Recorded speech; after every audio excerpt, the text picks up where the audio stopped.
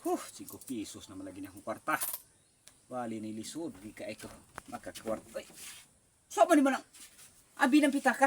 Labo 5 pesos na itong kwarta, imo pang kuhaon. Dili man ko kurta pa. So ba yung kuhaon diha? Kanang blade kaya ang iyabe sa tayo sa kong samad. Ay, labo ang ayaw na kay maamol na. Iabas daw na ko sa kamot pa. Abi na kay maamol na. Iabas daw na ko. Ay, kabo, masangad ko na malatos ta kang buha nga kaayaw kong abis-abisa anak kay na. Sakit ra ba kay nasamad? Kublan man ka. Kublan. Ako dong, bisa kublan ko, pero ako gabusar. Simba ko yung masamad ko. Na, di ra balalim.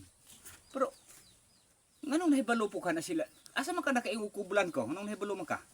Nakadungog ko sa atong silingan.